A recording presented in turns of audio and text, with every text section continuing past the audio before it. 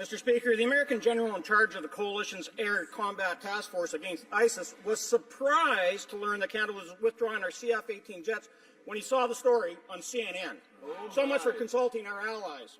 Since the government failed to properly advise our allies, and since Parliament has yet to vote on the Liberals' non-combat mission against ISIS, will the Defence Minister stand with our allies and put our CF-18s back in the fight? The Honourable Minister of National Defence.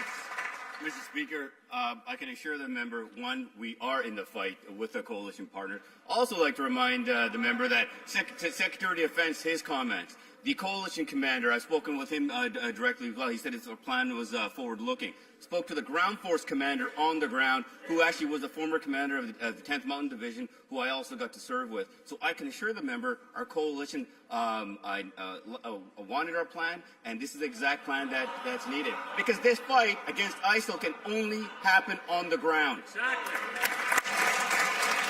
Honourable member for Selkirk, Interlake, Eastman. Mr. Speaker, no one actually talked to the combat mission for the Air Task Force.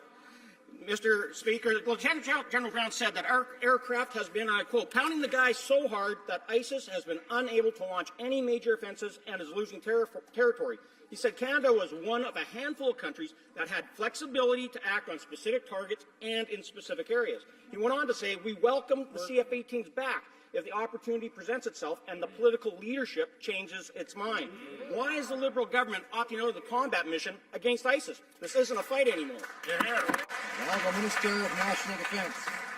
Mr. Speaker, as the honourable member spent time as the Parliamentary Secretary for Defence in the previous years, I forget the time frame, commanders of the service, so you should also understand the meaning of chain of command. So I talked to the coalition commander, the ground force commander, Secretary of Defence. So when I talk to them, they speak for all their the people that work for them, and this is why they like our plan. And I can remind the members that this fight against ISIL can only happen on the ground, not from the air.